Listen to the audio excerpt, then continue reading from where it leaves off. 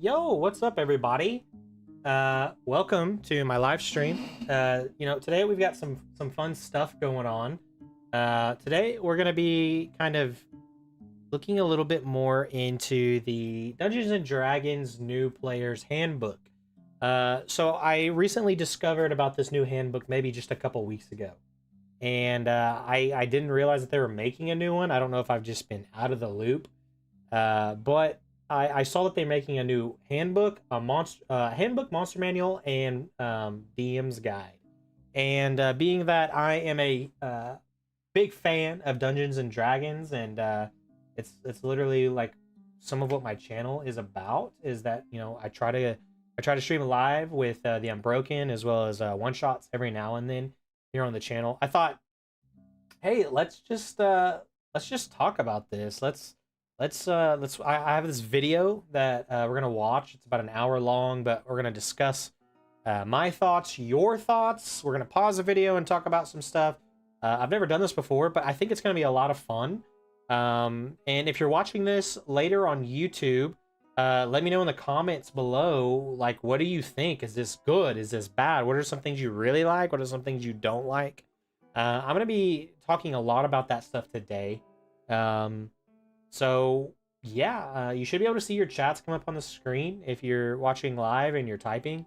Like I said, feel free to discuss, ask questions. I'd love to just dissect this, and this may not be the only video that I make on this, like on this. So, um, there's a very good chance that maybe we'll dive into this a little bit deeper and just kind of talk about some very specific things. I've heard little bits and pieces here and there about some certain things, and to be honest, I just don't know a lot. I really haven't been keeping up, I guess. And I started this video that we're fixing to watch, and I did not finish it because I was like, you know what, this would be fun to just kind of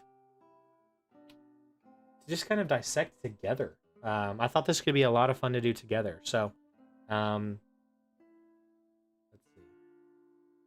I'm just gonna get this pulled up, and then we're gonna get going. But I hope you guys are excited about this. Anytime we get something like this, it's a big deal for Dungeons and Dragons. And I don't know if this is like,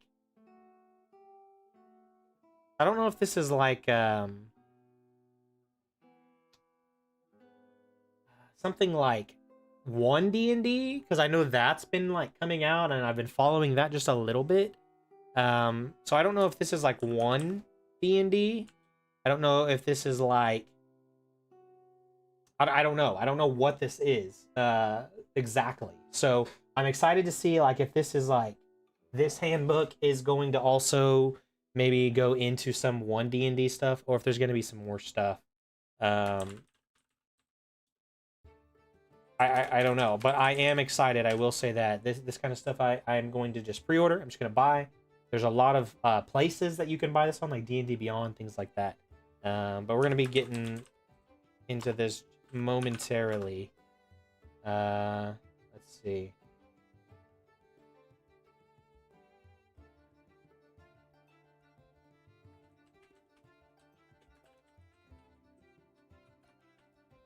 Okay. I'm just kind of getting some little things behind the scenes kind of ready. Oh, and we do have the Pokemon game going for those that like to just kind of hang out, lurk, and get some stuff for Pokemon. This is available to play as we watch. So, without further ado, let's go over to here. So this is the video that we're going to be watching. This was posted by Dungeons and Dragons on YouTube. There's a lot to uncover here, but like I said, this video is an hour long, and we're just gonna like go through this whole entire thing. I think it looks like they talk a little bit about the monster manual, and so we'll talk about that a little bit too. But I know that there's a lot to dissect. So let's go ahead. We're gonna shut off Spotify. Excuse me. Let's just get ready for this. I'm gonna go turn off my light. I've got water here because you gotta drink water.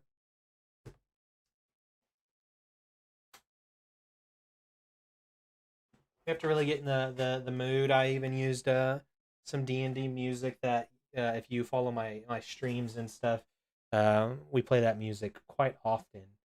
Um, let's see. Let's I've been changing that because I've been opening those magic cards and stuff. And so, all right, let's go ahead and just listen and see what they have for us. This is the largest player's handbook the game has ever had. It has been rebuilt from the ground up. It is filled with new options as well as returning options that have been refined, reimagined, rebalanced. Is this on the best quality, first of all? And the whole book has also been restructured to aid reference at the table, to make it easier than ever before to create a character. And we have also packed it with enough new options that even people who have been playing this game for a decade will find whole new ways to customize their characters, you know, between the different class features, This art is freaking awesome. Check that dude out. Check that dude out. Let's go back a little bit. I've been trying to appreciate. Packed it with so enough cool. New options that even people who awesome. Doesn't this look so cool?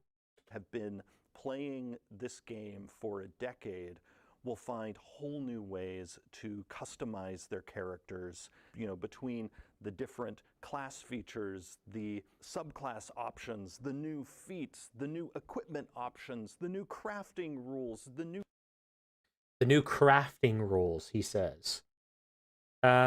This is interesting, right? They're probably going to talk about it more, but I'm imagining just so much more. I mean, this is crafting has always been something that as a DM I have a hard time with, and so to hear that maybe they've expanded on that is new spells, the revised spells. You combine all of that, and this is like having the game that you were already playing completely like glowed up. It says it's just top to bottom has been improved. It's been very distracting for me because I should be doing my work and doing research, but I'm mostly looking at different character builds now, using like weapon mastery or how sneak attack works, because there's a lot of systems in this, but it's very simple at the same time. Like it has a momentum as you're reading it and an excitement.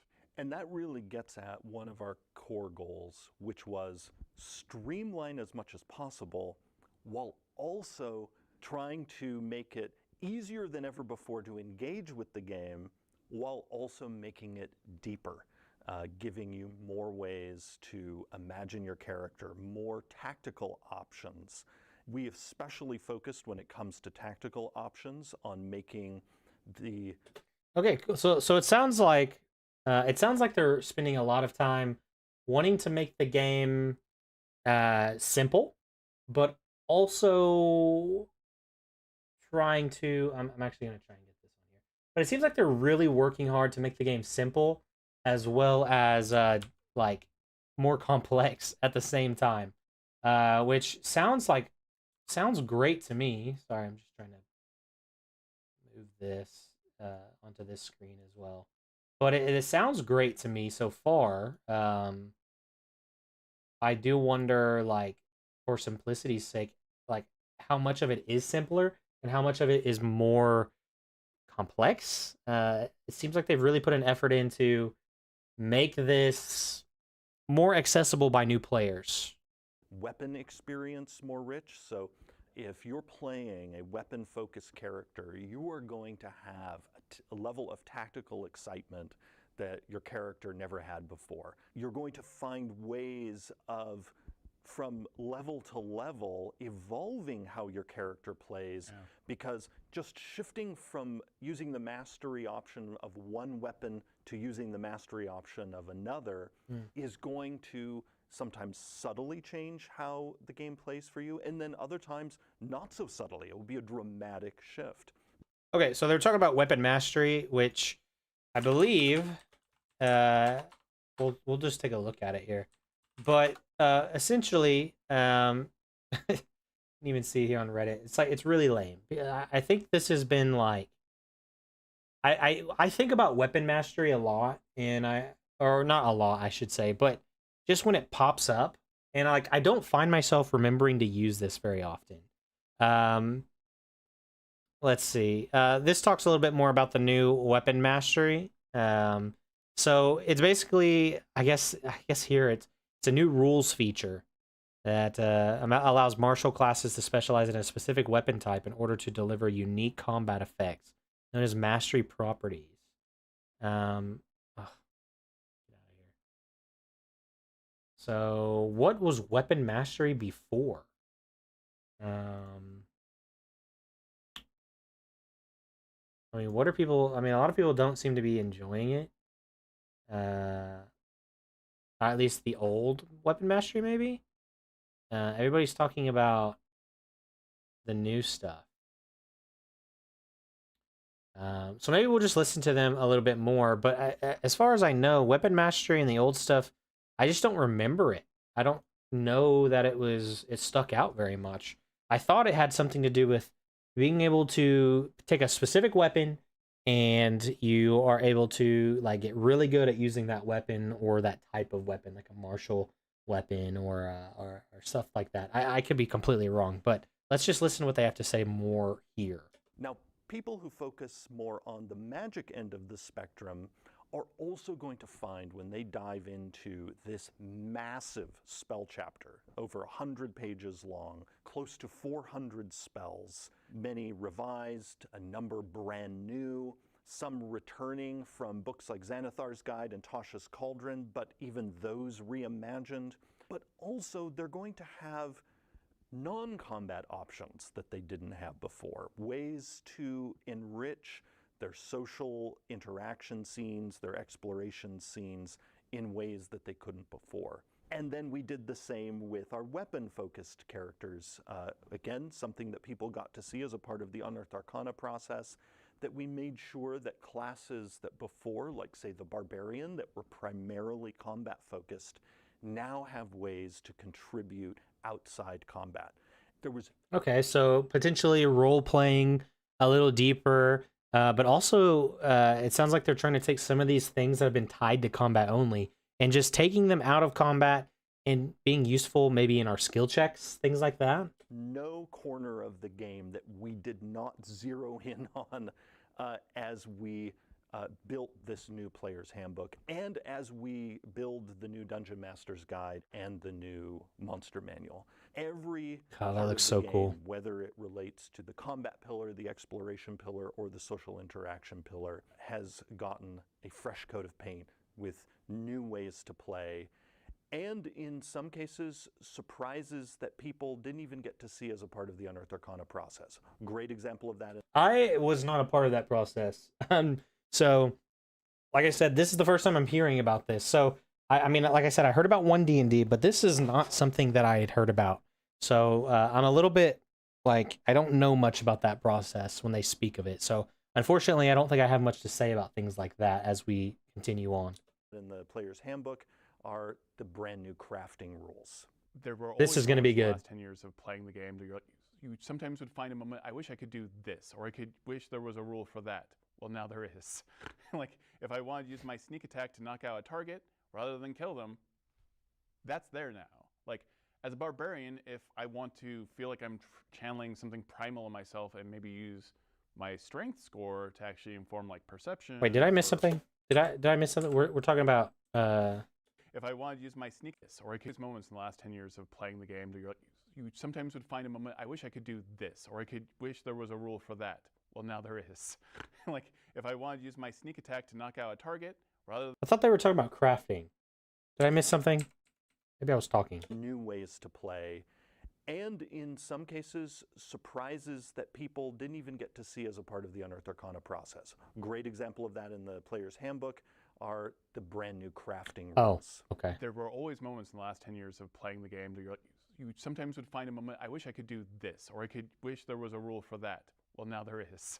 Like, if I wanted to use my sneak attack to knock out a target rather than kill them, that's there now. Like, as a barbarian, if I want to feel I feel like that's like a house rule, you know? Like I mean, I do that with my group. If they want to knock somebody out instead of deal lethal damage, they just tell me, and we just do that. So it's nice to see that this is becoming official. And even with things that like sneak attack, there's just ways to do that now. It's nice under official rules, because I think a lot of people did this under just normal house rules, like just like taking a potion as a bonus action. I think official rules is like it's an action. Um, most people would just say, "Hey, it's a bonus action," and so I think this is another one of those things that house rules. People just say, "Hey, yeah, if you want, you can sneak attack them with non-lethal." So this is cool that they're making it official. I really like this change, and it's super simple. It doesn't need to be complex. I feel like I'm channeling something primal in myself and maybe use my strength score to actually inform like perception or stealth. There's a moment where you can do that, and that's why I'm so obsessed with making new combos. What's the most exciting thing? Okay, that's cool. That's really cool. So we're going to be able to start taking different scores for things to influence our actions. He just said, let's go back and listen to that again. Something about him being a barbarian. If I want to feel like I'm channeling something primal in myself and maybe use my strength score to actually inform like perception or So somehow he is able to depending on maybe I guess your character build, you can actually use a different score to influence perception. Is specifically what he said. That's really interesting. And my first thought is like, how does strength have anything to do with your perception? Um, I'm really curious to see maybe how that looks. Because right off the top of my head, I'm unsure. I'm a little unsure. If a player comes up to me and their weakest ability goes into perception and they want to use their strongest one instead, they could just do that. Interesting. stealth, there's a moment where you can do that, and that's why I'm so obsessed with making new combos. What's the most exciting thing for you, Chris? It's hard to nail down. There's a lot of things. I love how information has been reorganized in the book so I can find things easier. The rules Love that. glossary, I think, is going to be a huge, huge boon to a lot of players. Having a centralized place where all the rules are very clearly and concisely defined. Yes, yes. But on a more selfish level, I am delighted by the weapon mastery properties. Okay, Jeremy and I were cool. in a game recently We're talking where about- I was playing a fighter, but we were playing basically 2014 characters. And having play tested the weapon mastery stuff for the better part of a year now, it was a bit of a shock to go back to a fighter that didn't have that. And I think a lot of players who like hitting things with weapons are going to be as delighted as I have been. I feel playing a fighter without it now rather naked. Okay, so more weapon mastery stuff. I want to find out.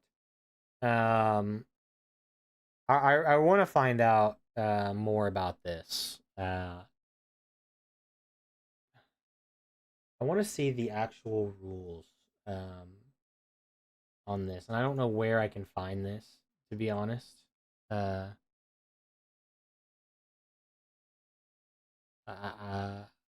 not exactly sure. So maybe this website will help us a little bit. So, it's not available. So starting at the top here, it's not available to all D&D 5e classes. It can only be accessed by the martial classes of Barbarian, Fighter, Paladin, Ranger, and Rogue. But they are limited in the number of mastery properties that they start with and are able to learn. I'm going to try and catch this guy.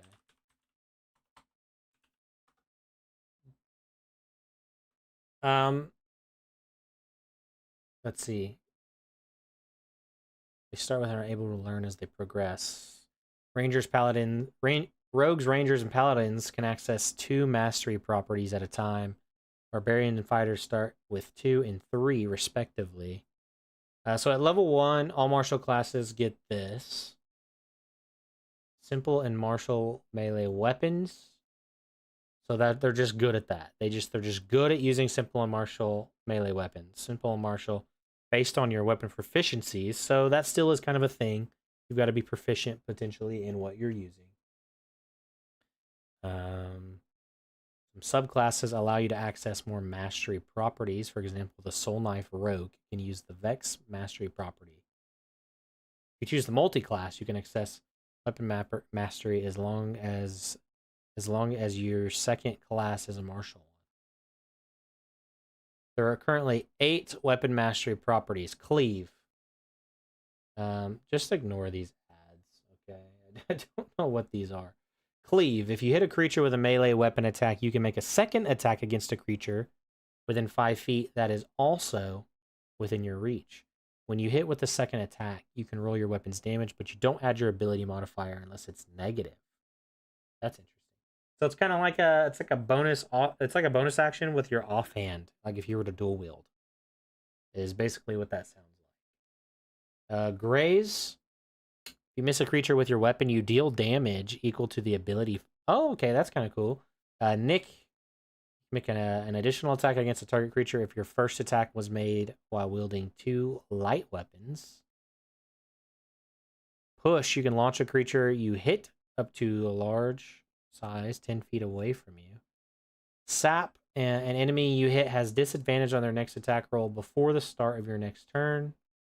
Slow, when you hit a creature and deal damage, you can reduce its speed by 10 feet. Till the start of your next turn. Topple. When you hit a creature, you can force it to make a Constitution saving throw or fall prone. The DC is 8 plus the ability modifier. Plus proficiency. Vex. When you hit a creature and deal damage, you gain advantage on your next attack roll before the end of your next turn.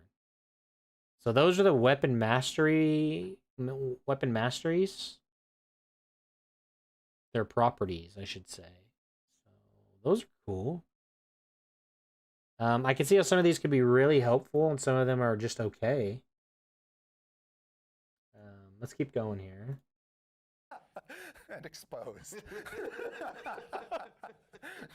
But it is like a remarkable feeling. Like you have, it not only drives, like I'm swinging a sword, but I'm also doing this. Like maybe I'm using this weapon, maybe I'm knocking you back. Okay, so he's talking about what we just read. So like I'm gonna hit you, but then I'm going to use my weapon mastery and I'm gonna push you 10 feet away, which is really really cool. It's definitely a different way to run around in combat.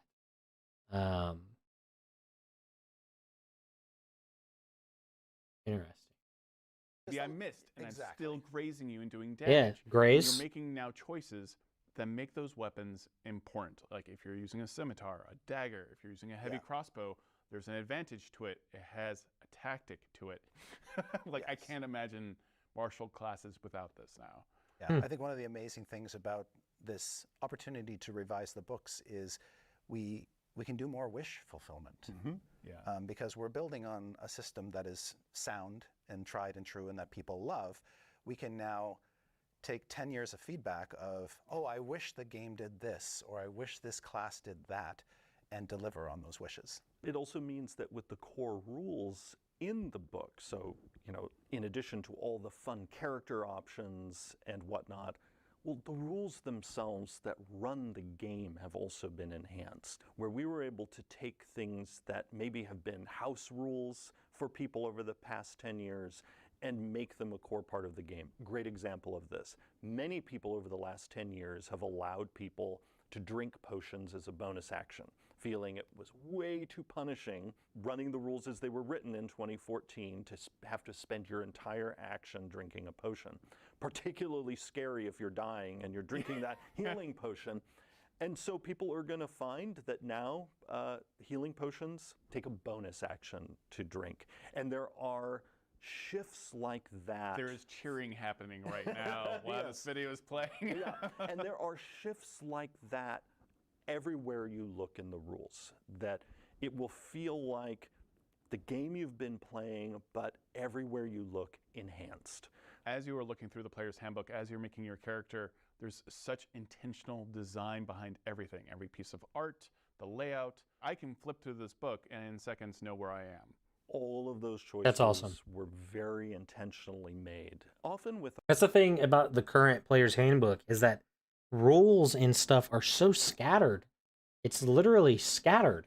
It's like, okay, I want to learn how to do this. Well, I got to flip to page 122, or okay, but this is on page 46, and this is on page 215. It's like everything is just scattered, and so it's very nice to see that they've got stuff more centralized, and it seems like it's going to be easier to get to quickly look at it.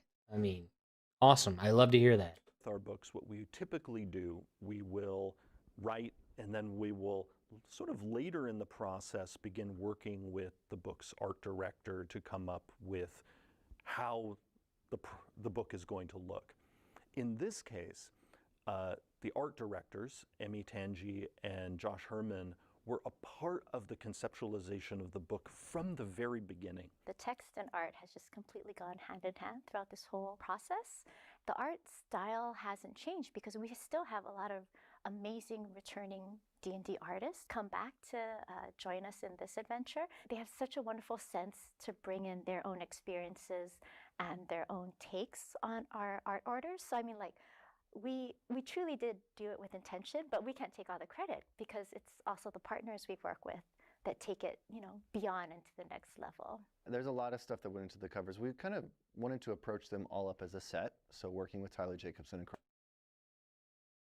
Those are dope.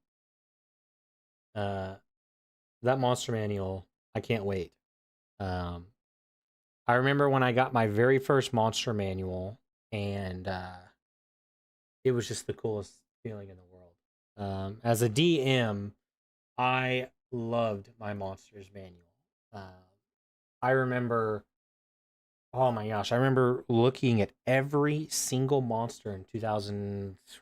I didn't get into D&D until 2016. And I think I got my first monster manual probably that summer in 2016.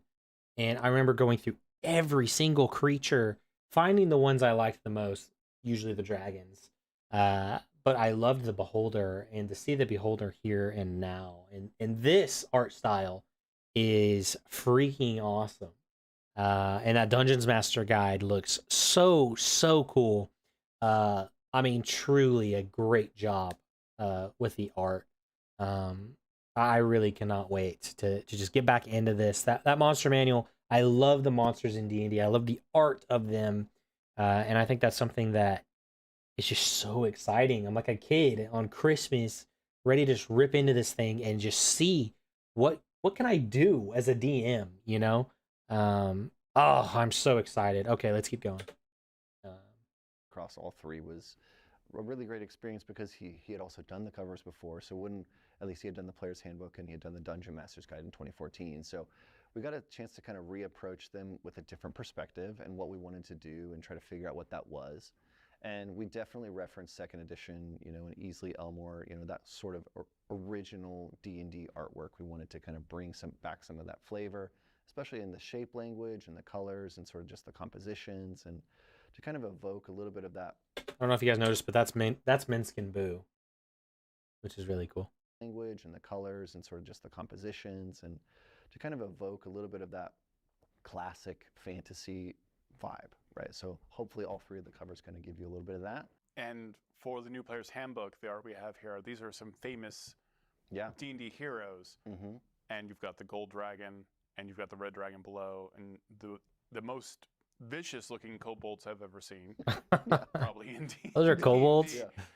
But there's like, it's a moment. It is a moment in time. And that's something we've talked about before with all the art days and the new player's handbook, is it always feels like almost like a photo. Yes. In a moment of an adventure, whether it's right before something happens or the apex of something happening, but it feels like a day in the life of an adventurer. And that's intentional, right? We wanted to provide storytelling in all of these images. We wanted to give you, the players, the fans, an image, like you said, that is a snapshot in time, but ideally we try to focus that snapshot in time right before an event has happened or right after an event has happened. Like you said, the gold dragon and the red dragon and sort of this party in the middle and the kobolds coming from the side, and what is going to happen, who's going to win, right?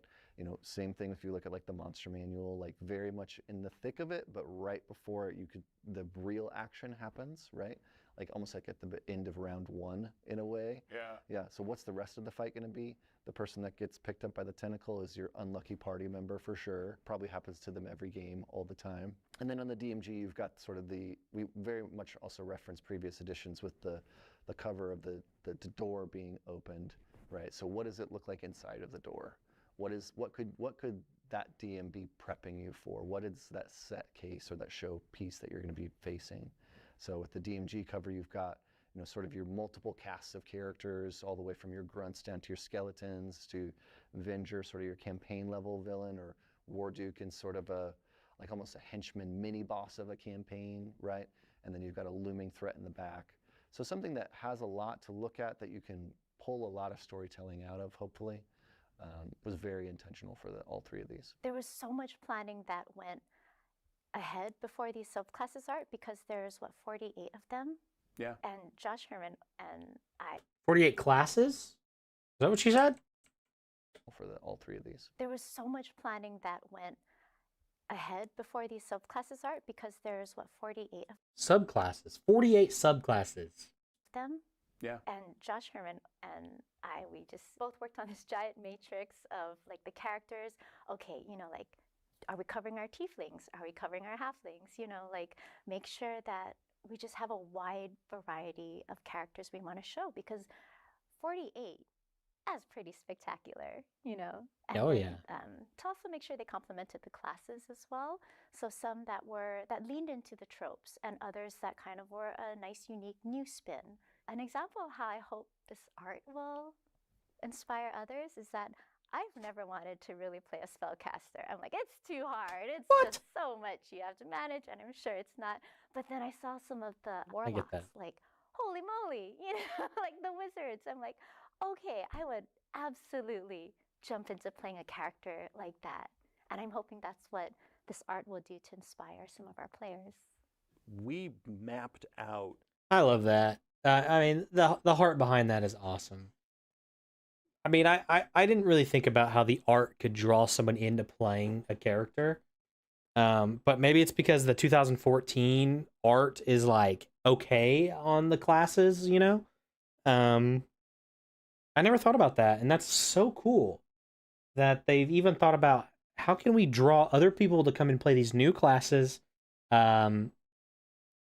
just by using art. Like, forget what they can do. Look at how cool this character looks. Don't you want to be that? And I think that's brilliant. I think that's brilliant.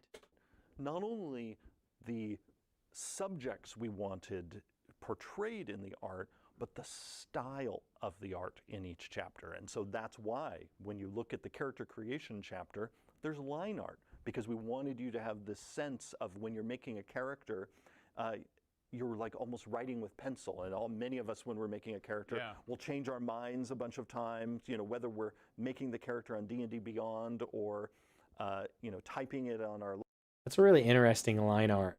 It's like a Dragonborn, but maybe with like a haunted one background or something. Anyway. Laptop or writing it with paper and pencil, we'll think, we'll change, we'll go back. And so we wanted the art itself to subtly point at that process, which is why in that chapter you have the line art.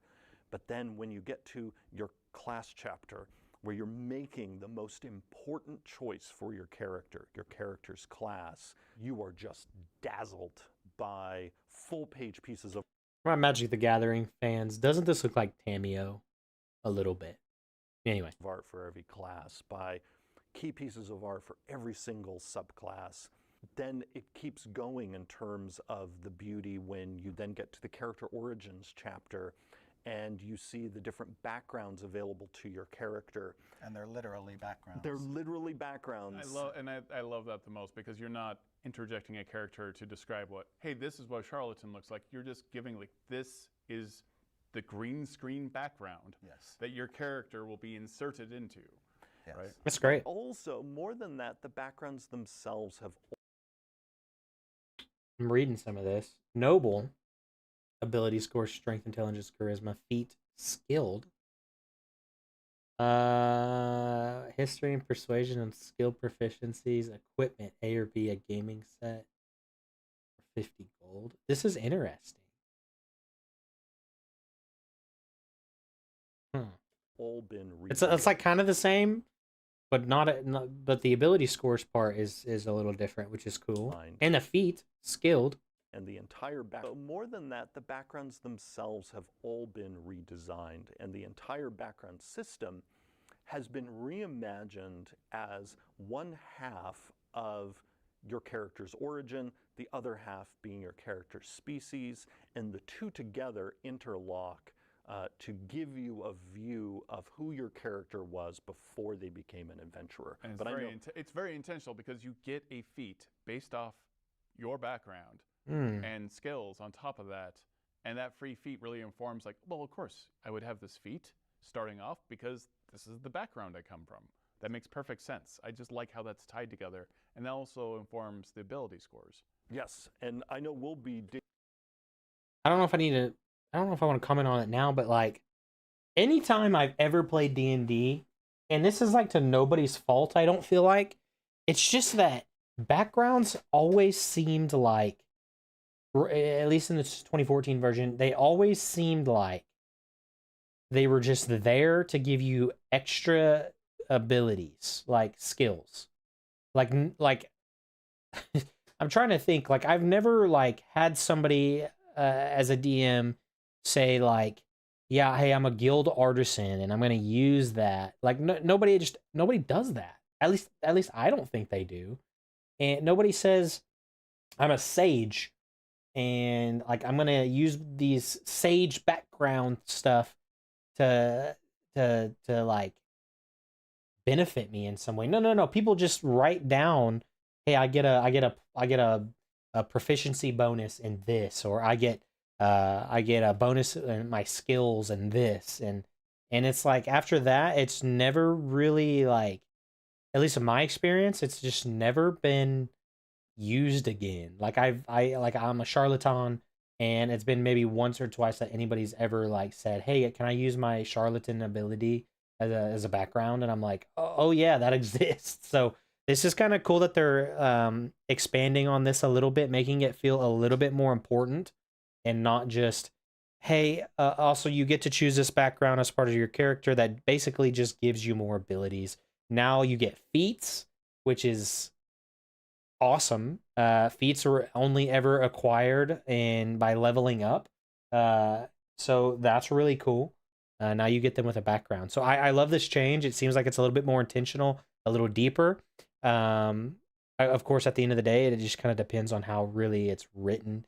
And if it's just another, okay, now I get a feat and bonuses to my skills, and I'm not really going to care about the background part. So, which that could happen anyway. But it seems like they're trying to be more intentional about making this a part of your character.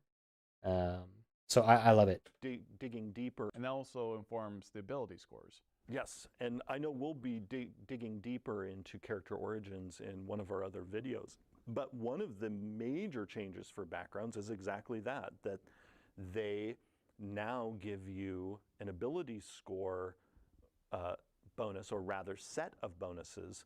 And this is actually going to be new even for people who were part of the Unearthed Arcana process, because in the final version of the backgrounds, each background now lists 3 ability scores.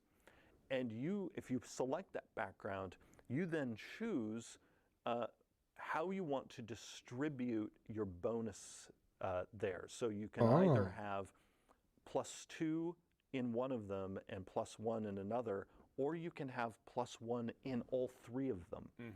And so you have a tremendous amount of flexibility to pair different backgrounds with different classes, because what we wanted to do is make it so that the backgrounds were as flexible as possible to support as many different character concepts as possible. How have you meddled with the player's handbook? That's kind of interesting for sure. Depending on my background, I can increase my ability scores by, it sounded like he said like a total of 3. So is there a chance that like I could have my strength at a 17 and then start off level 1 with a 20 in strength and a 19 and something else? Like, can I put +3 to an ability score? If so, that is pretty unique. It's pretty crazy. I can increase my ability scores now through my background. Um, I have questions. I have questions. What exactly can I use all 3 points towards my strength? Um, it's really interesting. I'm sure you can't go over 20. But what else? Like before, when you make a character, you increase your ability scores. Either you roll for your scores, you use the point buy system, or there's like a standard array that you can use, right?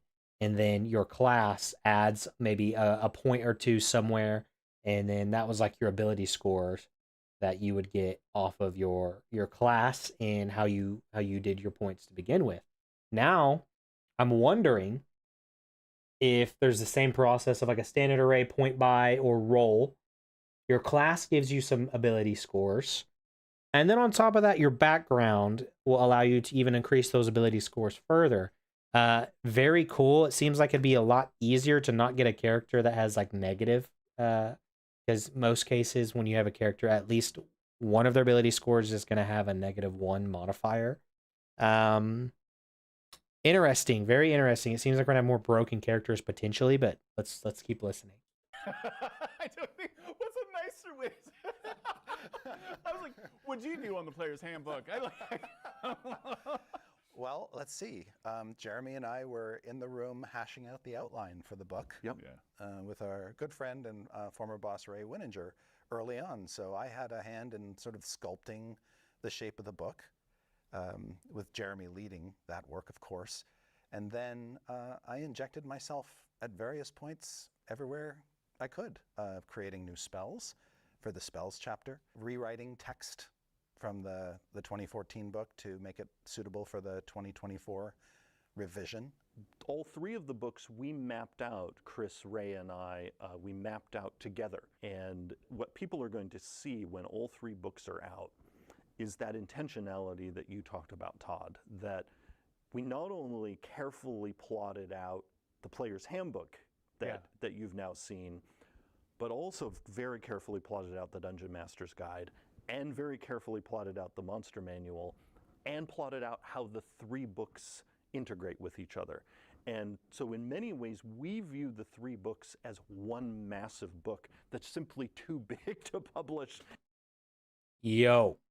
So these are like the alternative, or what is it? The alternate handbooks, like the covers, same books, right? I saw a picture of this and I am amazed at how good these look. I want these versions, but I also like with the Monster Manual specifically, I want the other version. That Mind Flayer is awesome.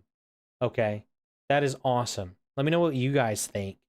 But I really like these alternate versions. And I expect these to be a bit more expensive, but we'll see. As a single volume, because it would be about 1,000 pages long. And that speaks again to the intention of design on all of this. It is remarkable to see how these are all interconnected. I mean, this is an amazing day because this is the first day you can pre-order all three books. What I've seen of the DMG is so much friendlier to a new Dungeon Master, and what I've heard is so exciting. And everything I've heard about the Monster Manual.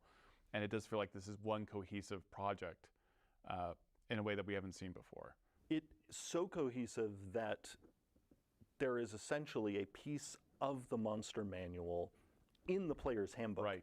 Huh. We were able to coordinate the work in a way that we had never done before, where that was essentially Monster Manual work we were doing as a part of our player's handbook work, building the creature appendix that is in this player's handbook. The new creature appendix is even bigger than the one that was in the 2014 PH. The creatures have been carefully selected to be in the player's handbook. So great example of this intentionality. Now, when you go to the equipment chapter and you see a list of available mounts, well, every one of those mounts now has a stat block in the same book. And similarly, when it comes to your familiar options, if you cast Find Familiar, or if you're a warlock with your enhanced familiar options, all those options are present.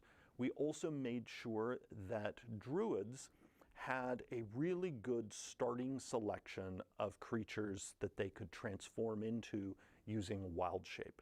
Now, our friends who use the Circle of the Moon subclass, they're still going to need to visit the monster manual eventually when they get high enough level, because we simply did not have enough pages in the player's handbook to have all the beasts that Circle of the Moon Druid might want available. But even for them, we have a nice selection of beast options so that you can start playing with your main features in this book using the content that is all inside this very book. Yeah. And because It's pretty cool. I do wish that they could have a page that is just like, you know, if you are a Circle of the Moon, which I'm sure they'll list, like they said, some things, but it would just be cool if they could just have every single creature that a Circle of the Moon Druid could wild shape into. It doesn't have to have pictures and stuff, but it sounds like what they really wanted to do was that any creature that is seen in their handbook, you're going to see it in the appendix, which is like a mini monster manual essentially, which is very helpful. It's like he said, if you need to learn more about a horse, well, you don't have to go open up the monster manual and look up for a horse.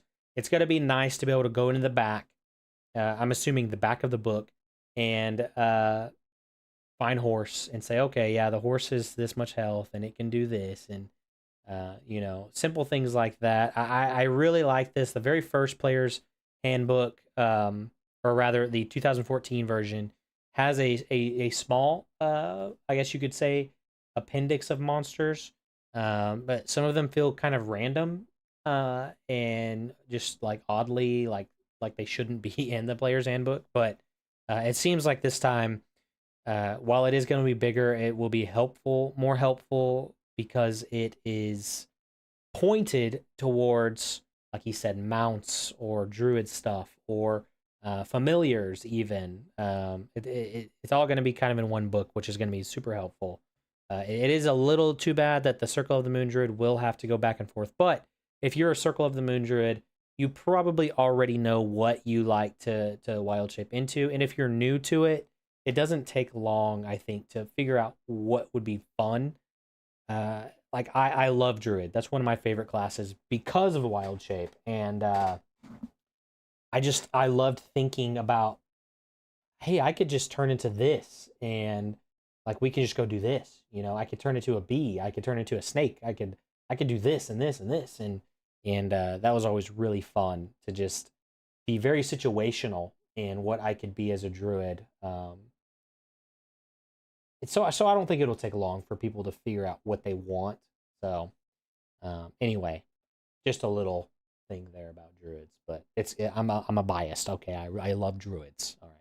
because we've had 10 years of feedback on the 2014 books, we also knew that we were going to be making some adjustments to our stat block format to make our stat blocks even easier to run and more fun to run. But that work is not confined only to the monster manual. Going back to the idea that this is a 1,000+ page book broken up into 3 pieces, that stat block revision work impacts all 3 books. And you'll see that not only in the creature appendix, but also in the Ranger Beastmaster subclass, where that subclass has been completely redesigned, largely inspired by work we did in Tasha's Cauldron of Everything. But Ranger needed it. Beyond what we did in Tasha's, the stat needed blocks some help.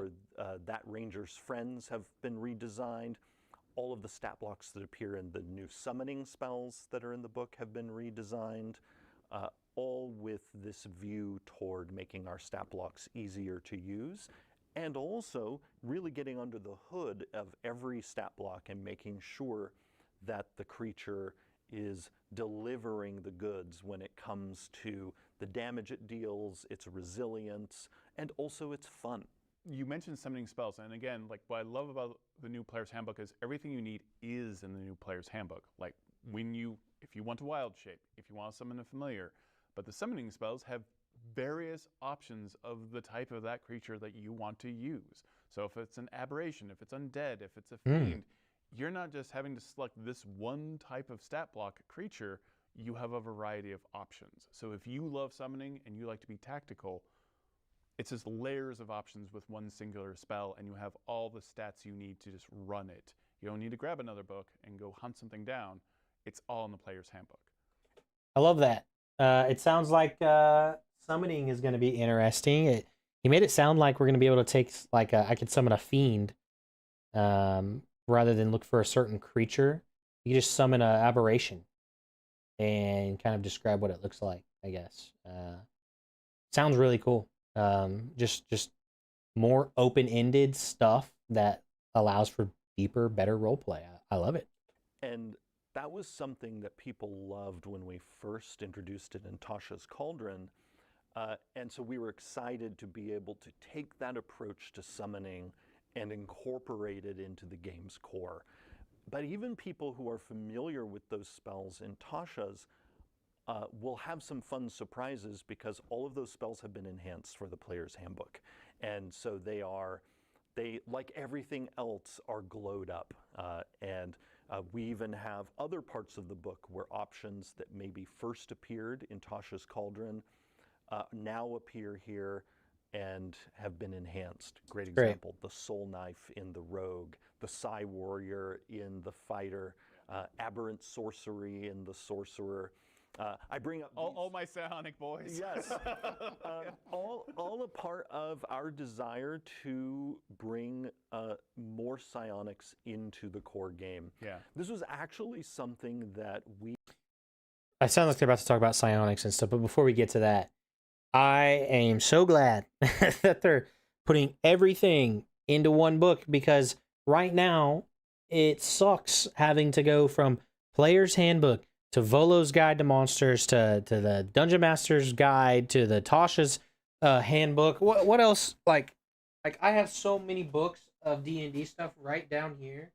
Like Tasha's Xanathar's Guide. All right, Xanathar. What else? Fizban's Treasury of Dragons. Yeah, there's probably more. I just don't have a Mordenkainen's Tome of Foes.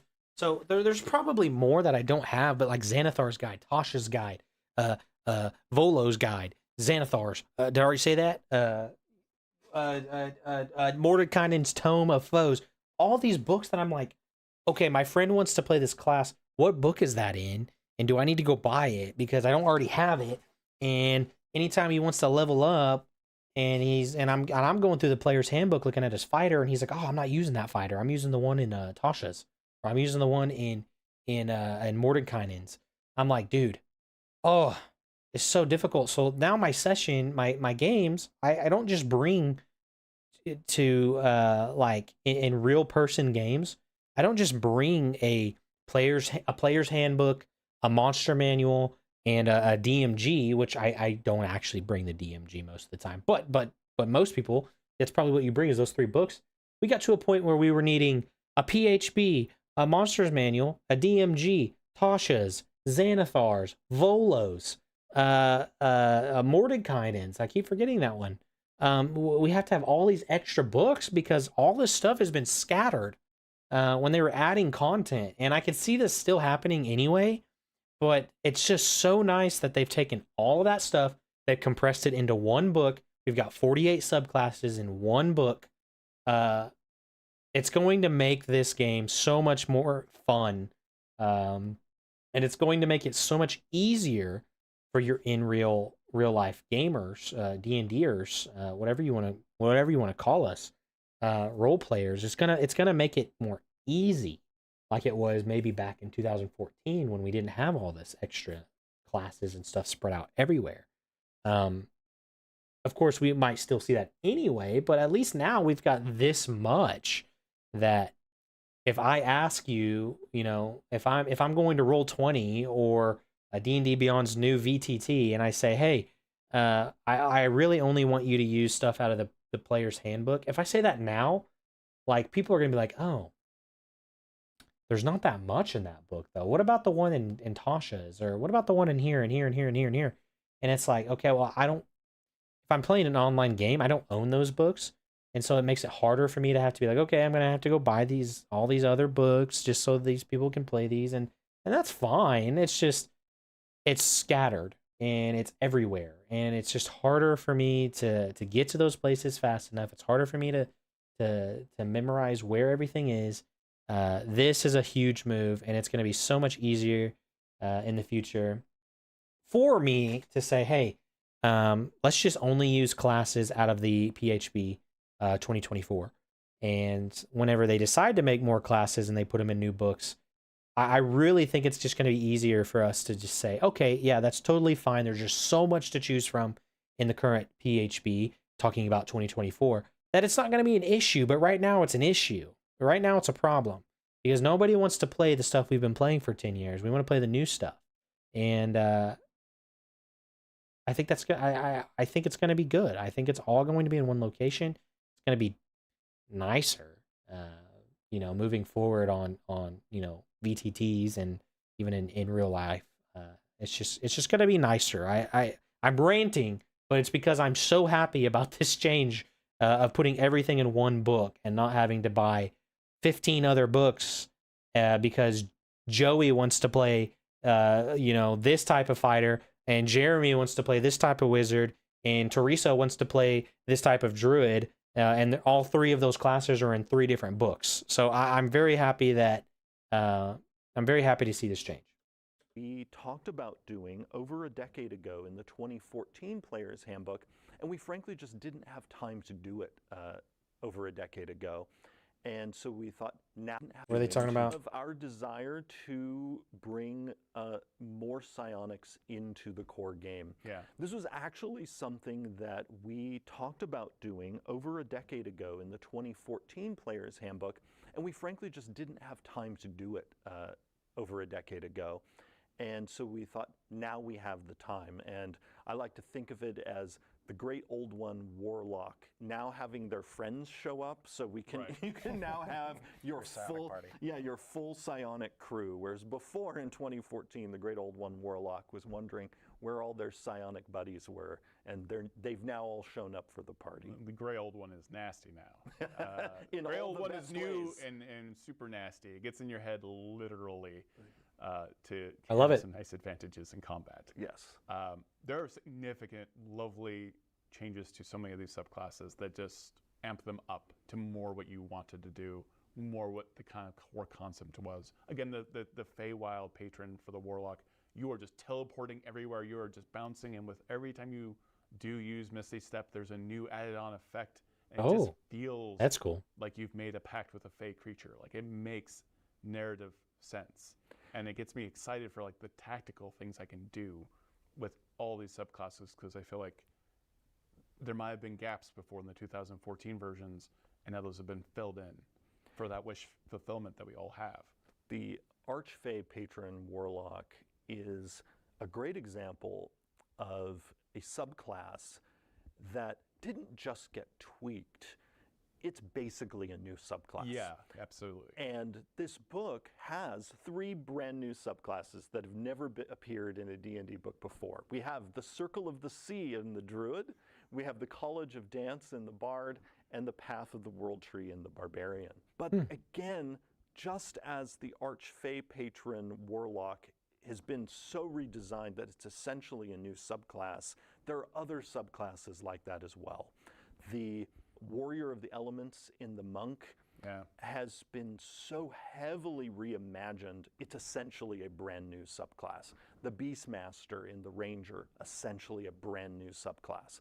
And when we do videos on individual classes, we can dig deeper in other subclasses like them that are essentially brand new. And then we have other subclasses that are going to feel very familiar to people, while at the same time having brand new options inside them.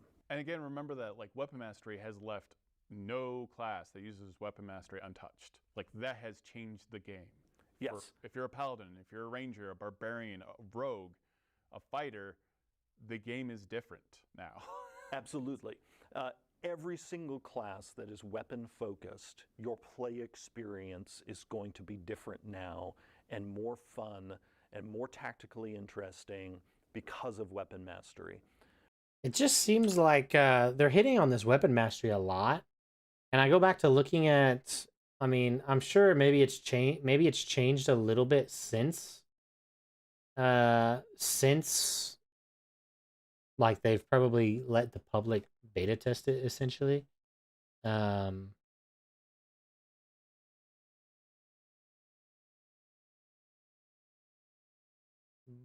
uh, I'm wondering what more, like, it does seem like there's a lot of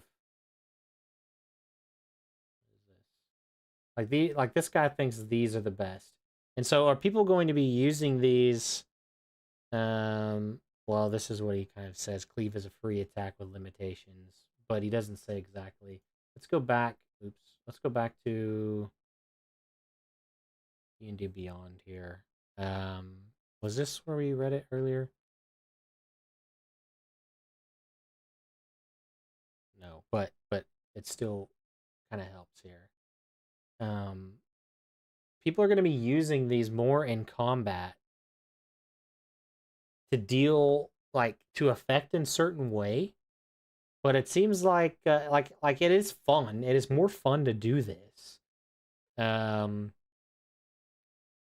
If you hit a creature with a melee attack, you make a second attack against a creature within 5 feet that is also within your reach. So you can hit the same creature twice or another creature.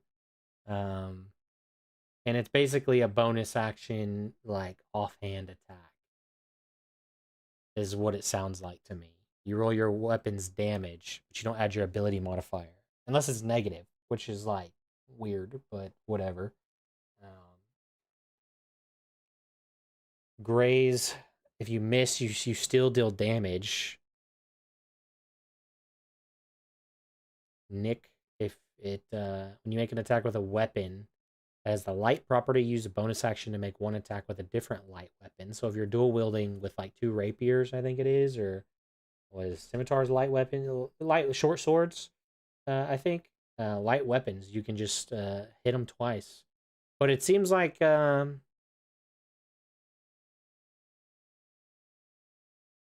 I mean, it seems like that's just another offhanded attack with a bonus action, right? I mean, am I not reading this correctly?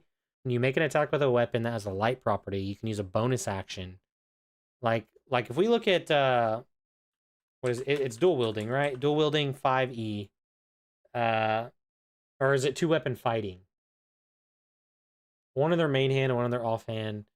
While dual wielding, you can use an action to attack in a bonus action to attack with your weapon in the offhand. However, the is only allowed when you have light weapons. So, like, isn't that just this? I mean, am I wrong? Like, it just seems like if I got a light weapon and I'm trying to use 2-handed fighting or whatever, wouldn't I already be able to do this? So it seems like maybe there's some difference here. Maybe that's something they've eliminated and they've just put into this. Interesting. Shove is cool. I mean, it'd be great to hit somebody, shove them away, like you could do normally, and then go and, like, run away, basically, without an attack of opportunity. I guess this is cool because it happens without a save. So there are some really cool ways that you could position yourself to attack someone and then shove them, rather than saying, okay, I just went to shove. Because before we had the action of shove, and you could shove someone, you had to roll to see if you could shove them, and if you failed, then, like, they don't get shoved and you waste your action shoving someone. Now, with this, you can attack, and sorry, I'm gonna put this over here so I don't have to change my screen every time. But now you can attack and you can shove at the same time, all within your action, it seems like. Which is great. And on top of that, it doesn't require a save. So shoving or pushing now is great.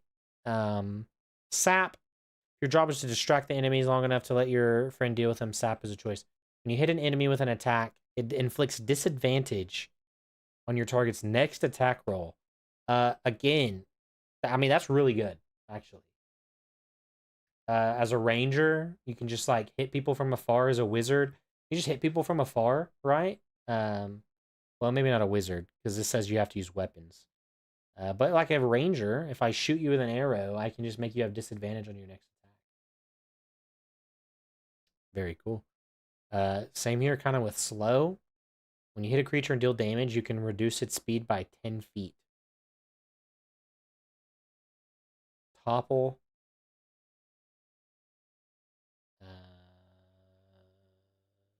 When you hit a creature, you can basically force it to fall down.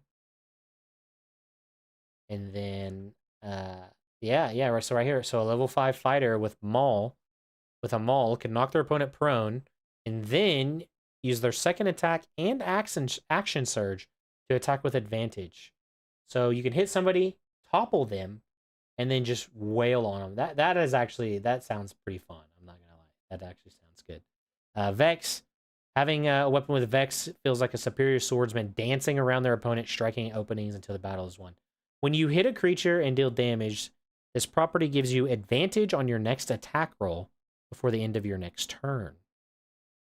This is an excellent way for rogues to all, but guarantees a sneak attack. Oh, yeah, this would be very good for rogues because you need advantage, or you need somebody to be within 5 feet of you, an ally within 5 feet of you, I believe. So this is actually cool. You deal damage, you get advantage. If you have like an extra attack or something, which I don't know if rogues do, I can't quite remember.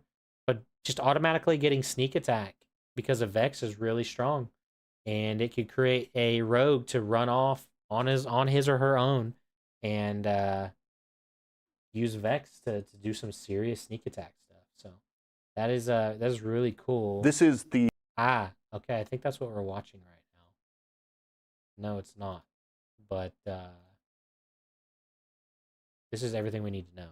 So maybe we should have watched that video first. But anyway, love it. Seems cool. I definitely think it'll shake some things up.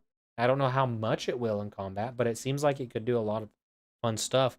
I'm wondering if the enemies can also use those kinds of abilities too. weapon mastery is so juicy that through feats, we've also made it so that even if you're a member of a class who doesn't get it, you can take a feat to dip your toe into the weapon mastery. Oh, great. Just as we've always had a feat that allows non-spellcasters, the Magic Initiate feat, to get a little bit of that spellcasting flavor. I feel like the feats have also focused more on that wish fulfillment of, there's like the Skulker feat, and that has changed, where you really feel like, okay, now I can like attack in combat, not necessarily reveal myself.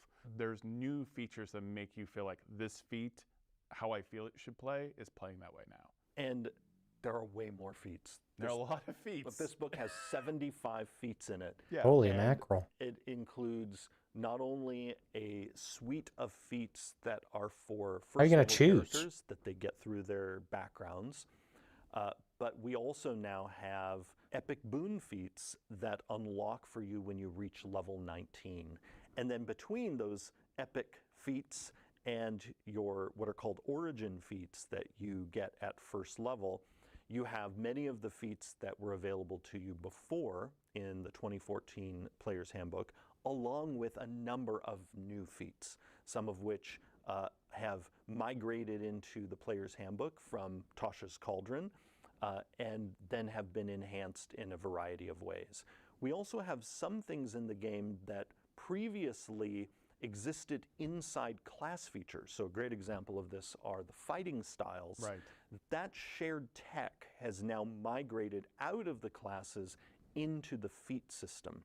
And in addition to that, now in that category, for example, in the fighting style category, there are also now more options than there were in 2014. All of this was done in consultation with the community through Unearthed Dark. I think the fighter got buffed quite a bit, it sounds like.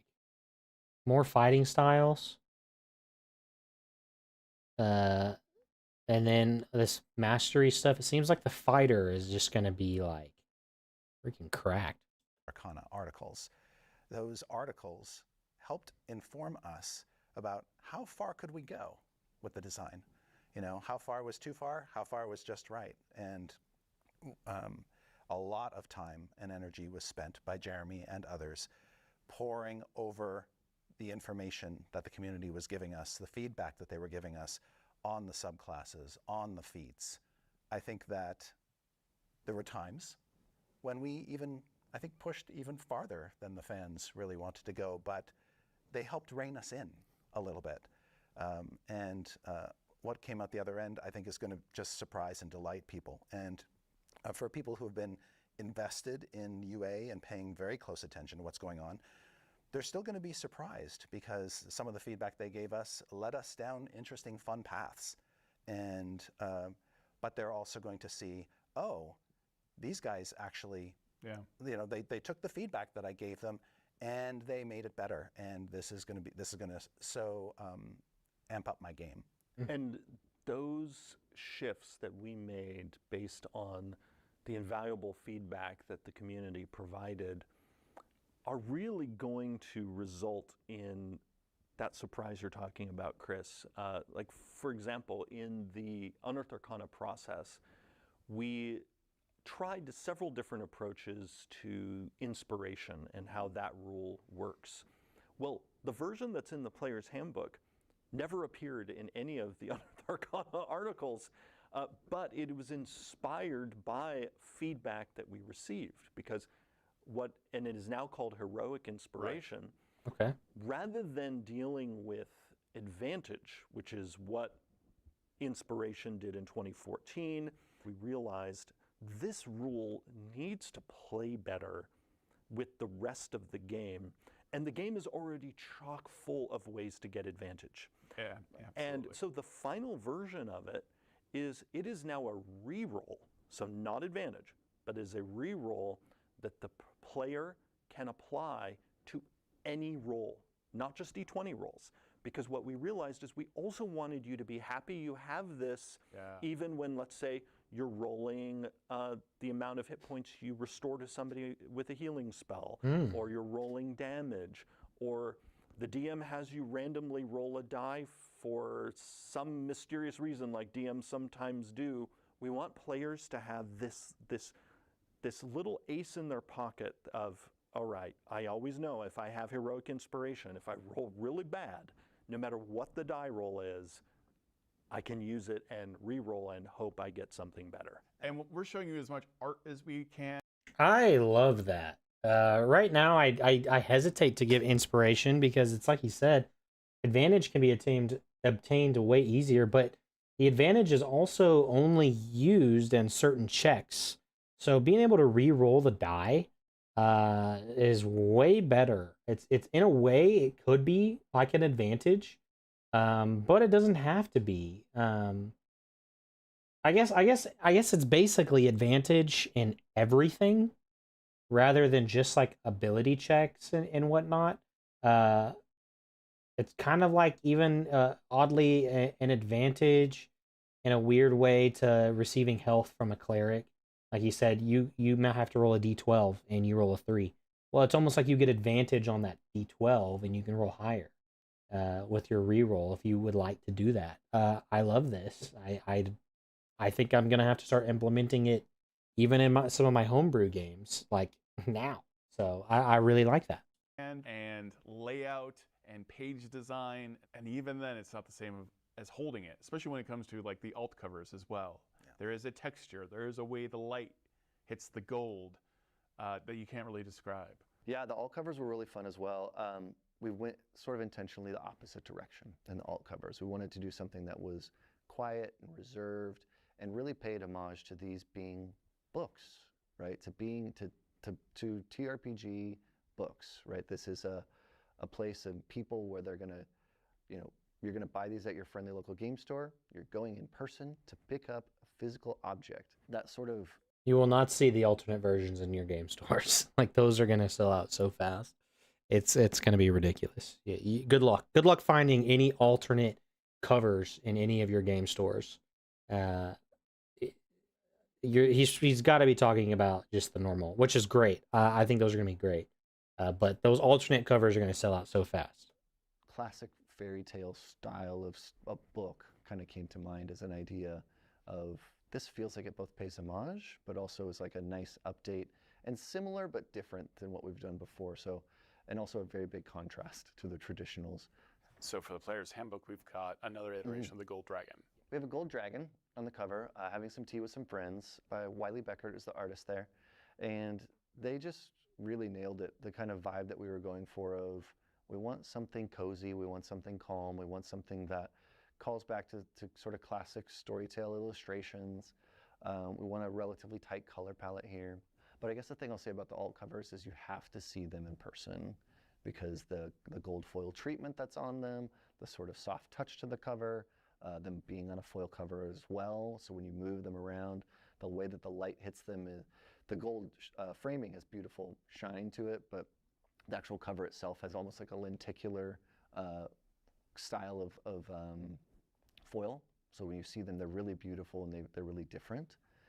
And what I hope for these covers is, you know, these, and also intentional in the style of these, is that I hope that people hang on to these for a long time, and I hope they get a lot of wear and tear.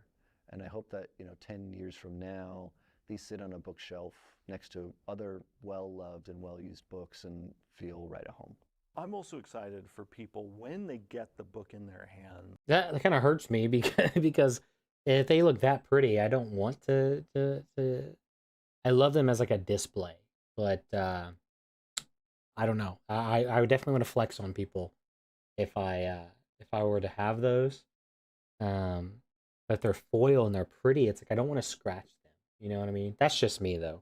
The normal ones, yeah, I want those to look like I'm an experienced DM. You know, or player. Page through it from beginning to end. You know, we're hoping people will even read the introduction. We made it super short, so it is short. Yeah. So they'll read it, but the introduction does things like talk about the main components you need to play, which the Player's Handbook in the past has not done. It also, for anyone coming from the 2014 Player's Handbook, has a really critical sidebar that talks about what's new in the book. Also clarifies that this book, if you know, is basically when you activate it in your game, this book does replace the 2014 Player's Handbook, and I think it's important for people to understand that, so we don't have people sort of trying to mix and match pieces of the two Player's Handbooks. That's great. But you can absolutely use this Player's Handbook with the adventures you already have for 5th edition. But you can play a character from this new Player's Handbook right next to a character using the 2014 Player's Handbook as well. That's still true. Absolutely. We have designed the new Player's Handbook so that characters built with it can be played with characters built with the 2014 Player's Handbook. Yeah. Now, that is true for the character options themselves. When it comes to the sort of baseline rules, the combat rules, the definitions of the conditions and whatnot. Yeah. If you are playing a 2014 character with 2024 characters, we have designed things so that the 2024 rules are what should be used in that situation. Yeah. Because those rules can handle a 2014 character being present, but the 2014 version of the rules will grind in a few places with a 2024 character. Sometimes because of terms used in the 2024 character that only have definitions now in the 2024 rules, whereas you again can take a 2014 character and play them in a 2024 game. And that is to their advantage, like being able to drink a potion with a bonus action. Exactly. You're going to want. He's like so confusing. But I see what he's saying, because there are going to be people who don't want to necessarily transfer everything over right away. Maybe they want to slowly integrate their game. I'm a little worried about, like, if I'm using my 2014 class, but I want to shift over that character to the 2024, I think you're still going to have to rebuild that character with the 2024 new class stuff, because it sounds like some of this stuff is going to be different, and weapon mastery stuff's different. there's gonna be some different things, and so you're probably gonna have to rebuild your character from 2014 to 2024, uh, and then I mean, and then just play with those rules, or you keep playing with your 24. And I think this is what he was alluding to, is that you keep playing with your 2014 character, but you use the 2024 rules. But when you level up and things, you continue to use the 2014 classes and things. Um, I don't know. If it was me, I would just say, hey, let's just. I know it's not going to be fun, but let's just rebuild our characters, and maybe it will be fun. I don't know. But let's just rebuild our characters to match 2024 so we're up to date, and then we can kind of go with the rules. But I understand people wanting to take a slower approach and say, "Hey, let's just learn the rules. Let's learn how new actions work and bonus actions, and let's learn this stuff first, but let's continue to play into our 2020 or 2014 characters, and maybe we finish this campaign and then we start new. I don't know. But I could see it just getting very confusing mixing the two. So Want Yeah. even your 2014 character to be swimming in a 2024 pool because of the many improvements to the core rules. Absolutely. But then you'll go from that introduction into the first chapter, which teaches all the main rules of the game. Also sort of gets you used to referring to the rules glossary, because the book often, rather than going super deep on a particular rules topic, will give you the basics and then send you to the rules glossary for the nitty gritty. Other times you'll get all of it in one place, depending on, is there a version of the rule that you can learn that's just part of it versus do you need to know all of it at once? Yeah. And that first chapter has longer examples of play than we've ever done in a player's handbook And those before. are fantastic. It's like you even have like art of the players around the table, and this happens, and this is what you rolled, and this Really is how cool. that affected the game. Along with commentary that explains what it is that you're reading about in that example of play. When you get to the character creation chapter, you, in addition to seeing the fun line art, are going to be brought step by step through the character creation process in a way that we've never done before, with also a lot of handy sort of get started quick bits in the chapter. Here's an example. When it comes time for you to assign your ability scores, if you've ever struggled, whether you're a brand new D&D player or maybe you're a veteran player but you're playing a class you haven't played before, and you've struggled with, well, how should I assign my ability scores, particularly if you're using the standard array or point buy. Well, we now provide suggested ability score arrays for every class in the book, Wow. so that you can get started playing quickly. If you really love optimizing your character, and when you choose your background, you're not just interested in its story implications, but you're really interested in how it's going to affect your ability scores. Well, knowing that there are players where that kind of optimization is important to them, the character creation chapter has a table that tells you here are the backgrounds to choose if you are looking for backgrounds that bump these certain ability scores. That's fantastic. And we provide that kind of assistance throughout the chapter. It goes even further than making a character at first level. It also provides rules for making a character at higher levels. We really want people to embrace this idea we've talked about throughout 5th edition, that if you're playing with a group of experienced players and you want your brand new party to hit the ground running as a group of adventurers, we encourage you to start at 3rd level, not 1st.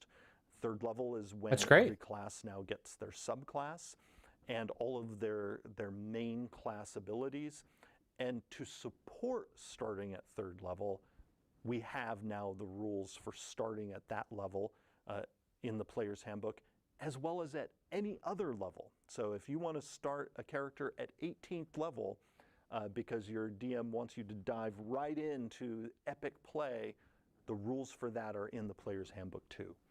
That's awesome. There's been so many times that I've talked with people and we've just been like, man, like most times if I were to start a new campaign, I would start at 3rd level.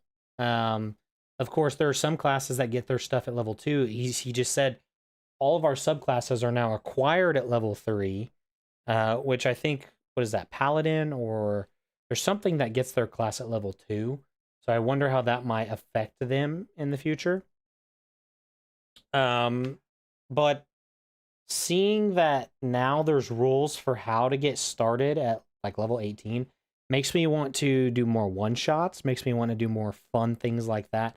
That I could say like, okay, hey, so we're gonna go fight this Tarask, and here's the setting, and we're just gonna build level 20 characters, and there's rules for that help you just to get straight into it much easier. I really like this idea, and it definitely makes me want to play more one-shots to quickly assemble characters for that. And then you go from there into classes, character origins, feats, equipment, and spells.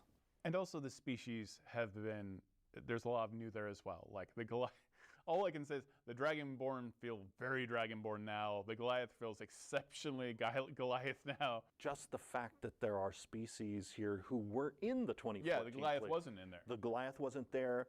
The Aasimar wasn't there. Right. And They were in other wasn't books. there. So all 3 of those species now join other options that were present in 2014, and all of them have been enhanced in various ways. The community got to see an earlier draft of those enhancements in the Unearthed Arcana process, but since our game development continues beyond then, you're going to see even more. Great example of this, the Orcs Adrenaline Rush. The last time people saw it recharged only on a long rest, but in the final version actually recharges on a short rest or a long rest. The Aasimar, for people who have not yet seen the new version, rather than choosing a celestial revelation that is sort of fixed for the rest of your character's life, you now get to choose that whenever you use that trait. And so again, there are fun new options everywhere in the book, species included. Now, not only is the new Player's Handbook available for pre-order right now on D&D Beyond, you can find that link in the video description, but also the new core rulebooks, both digital and physical, are available for pre-order as a bundle that includes the new Dungeon Master's Guide, the new Monster Manual, and the new Player's Handbook. Can you tell me a little bit more about what's new in the Dungeon Master's Guide? First and foremost, the Dungeon Master's Guide is bigger. Like all of the revised 5th edition books, we have added pages to the book. Things that were not in the 2014 book that are in this book include 5 short sample adventures, a complete campaign setting. Interesting. That's weird. A lore glossary. And another totally new feature of this book is the Bastions chapter. That's An entire campaign setting, right? He said setting. Dungeon Master's Guide. First and foremost, the Dungeon Master's Guide is bigger. Like all of the revised 5th edition books, we have added pages to the book. Things that were not in the 2014 book that are in this book include 5 short sample adventures. Like level 1s? Level 1 to 3? Level 3s? 5 of those. That's really cool. It's a little weird, but maybe not. Like it's an actual adventure. It's not like a idea for one. A complete campaign setting. Setting. Meaning like a beginning to a campaign, or like, I don't know, like I'm looking at the way he says that. He seems like it's like a complete campaign, but he says setting. I'm very interested. A lore glossary. Love that. I'm a lore freak. I love to learn more about Faerun and Forgotten Realms and Ravnica and whatever, just all those things that they come out with all the time. And another totally new feature of this book is the Bastions chapter. That's all new content that we wanted to get into this book, and that's why the book is one of the reasons why the book is bigger. Why is it so chunky? It's a chunky book. Yes, exactly. So one of the chapters of the book is called Creating Adventures, and it's all about helping the DM create adventures. There are tips and tricks that we can give you to help you do that. Love it. But all the advice aside, nothing compares to being able to see the advice being implemented. So after giving you a bunch of advice on how you can create your own adventure content for your home groups, we present 5 short adventures in a format that we think DMs will want to emulate and use for their own prep. Accompanied by the maps that are in one of the appendices of the book. These adventures are meant to show you how you can create your own adventure content in a way that will be very easy for you to run at the table. I love that. Perfect. The campaign setting. Yes. When you are ready to build a campaign, this chapter does, I think, a very good job, a much better job of showing you what a campaign looks like by giving you an example of one, which no previous Dungeon Master's Guide has ever tried to do. And Right. we thought the best campaign setting for this book is the Greyhawk setting. What we do is we give you a poster map in the book that has the world of Greyhawk wilderness on one side and the city of Greyhawk on the other, because we use the city of Greyhawk as a sample of what a campaign hub can be. A campaign hub is sort of where the campaign starts. It's kind of its center, its core. And then we go out beyond that. We go into the regions around the city and we describe what are some of the nearby areas of interest. Because in a campaign, as soon as you strike out from the hub, you need places to go, dungeons in the hills, or threats in the forest, that kind of thing. We flesh that out, and then we go even broader and show you the rest of the land known as Eastern Auric, or the Flaneus, this vast region around the city of Greyhawk. We flesh out all of those domains to the extent that we believe DMs need to get sort of a lay of the land, but at the same time saying, hey DM, now that we've given you this, make it your own. Yeah. Put your dungeon here if you want to. Add a town here if you want to. That kind of thing. It's very much built on the idea of we're giving you a sandbox. Yeah. We're throwing some toys in, and we're saying go play. Yeah. Greyhawk is yours now. It is, yes. That's a great way to say it. Greyhawk is yours. The next element I want to talk about. That's awesome. A little bit of world building in there, which is great. As somebody who loves to world build and things like that, I'm always looking for advice and things to build your own campaign, and they put that in there for those who seek. That is amazing. I hope it's detailed, and I hope that it's great. I mean, I'm just imagining that, like, okay, this is going to be so helpful to people who are seeking to build worlds or just small little campaign settings, kind of like what they talked about. But to say, hey, so here's kind of an idea of like what a successful campaign like was and how you can kind of use it to make your own, I think is awesome. I love that. And I love the short adventures too, kind of going back to one shots. You got these short adventures that you can kind of emulate and use and create yourself to just have fun with your friends and make it super simple and easy and quick. And I really love that edition. I can't wait to read it. I can't wait to see exactly like kind of what they talk about and what they do, because I could see myself wanting to try and emulate that. I told a friend the other day, I'm really looking forward to building a whole new world one day. I've built my own world already, and I actually have a group of players that are in it currently, the Unbroken, and they've been playing in Telestia for quite some time now. And that's a world that I've created, just trying my best to come up with ways to build it. And there's so much I've learned since I built that world several years ago. And now I want to build a new world. And I want to I have so much more that I think I could do building a new world, and I think this could very much help me, but I think it'll help other people too. So I don't know that it's necessarily world building because they didn't say that, but it seems like it's a start to it. You start with a big city, you start with your hub, or what could be a hub, and you start working around that city. And I love that idea. I love that. So anyway, let's see what else he has to say. Is the lore glossary.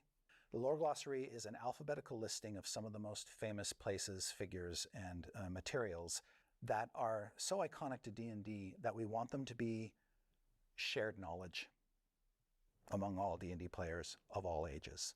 Great. What is mithril in D&D? What is adamantine in Yeah. D&D? Oh, That that's kind of perfect. thing. The lore glossary captures a lot of that lore that many of us old timers have embedded in our heads, Yeah. but a lot of D&D players don't. Yeah. Right. And Yeah. so this is just an easy, quick reference guide for people who are looking for information about this mysterious thing they just stumbled upon. So the fourth wholly new thing in the Dungeon Master's Guide that I haven't talked about yet is the Bastions chapter. I am very, very excited for this. So Bastions is, while the word is new to our lexicon in D&D, it's built on a very old concept because even going all the way back to the earliest editions of D&D, there were rules for building strongholds. Yeah. Oh, come on, baby. Often you didn't get access to them, though, until you were much higher level. We have designed the Bastion system in the Dungeon Master's Guide so that characters can start building their bastions at level 5. Come on. That's what I'm These talking continue about. to grow over the life of your adventuring career, but the magnificent thing about them is you basically run them as kind of like a separate little activity. It does not stop you from being an adventurer. Yeah. Your adventurer can go around saving the multiverse, run off to the Nine Hells or run off to the Feywild, do what you have to do. Once your bastion is up and running, it is kind of a self-sustaining unit. And it's the players who run the bastions. I love that. So every player is in charge of their own bastion and their own bastion's maintenance. And there are this mechanism called the bastion turn, which activates whenever the DM basically says, okay, your bastion now take a bastion turn. You don't even have to be home for your bastion, for something to be happening in your bastion. But also, a bastion is like a mini game, a mini campaign that the player is controlling.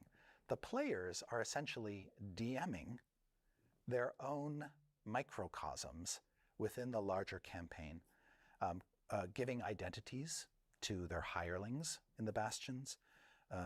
I love this. Triggering events that happen in the bastions and seeing the results and consequences of those events. That's a very DM side of things. So I love the idea that the bastions are in the Dungeon Master's Guide because, in effect, it's allowing the players to get a taste of what DMing is like. Yeah. Yeah, come on. It's very sneaky. That is awesome. And it's a wonderful out-of-game activity. Yeah. Oh, it's a great mini game. Yeah, just to when you're if the session has to be canceled or whatever, and you can't play tonight or whatever, that's okay. Your DM can just say, "Everybody take a bastion turn." Yeah. Send the message.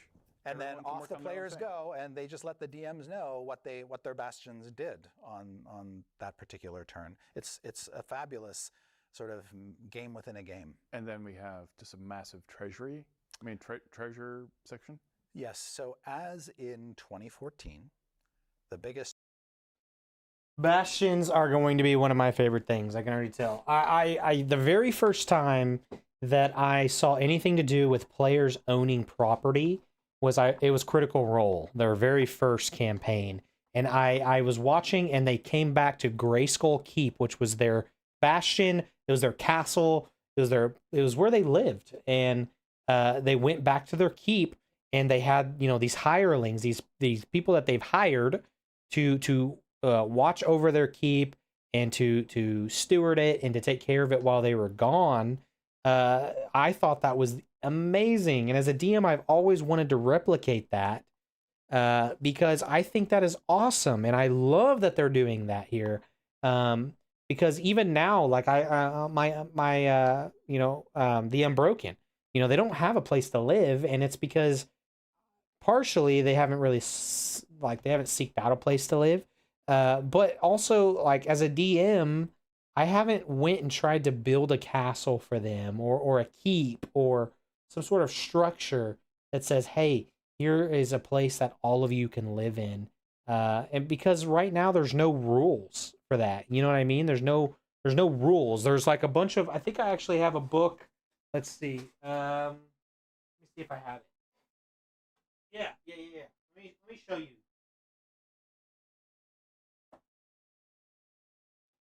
Let me show you. This book I purchased a while back, and I don't know if it's going to be, you know, I'm unsure how much this is going to translate to 2024.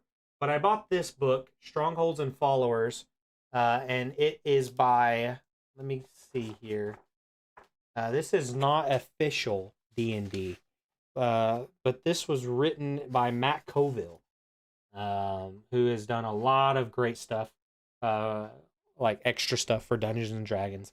And he kind of goes in here and he basically lines out how you can build strong. They call them strongholds here, and followers like hirelings essentially. And he goes in here and he tells you what types of strongholds do we have. What is a keep? What is in a keep? Like what's a tower? What's in a tower? How can you customize that tower? And then there's a bunch of stuff in here like how much money is it going to cost? How much gold is it going to cost to keep this thing running on a day-to-day basis? And and then there's like a really fun kind of encounter in the back of this book.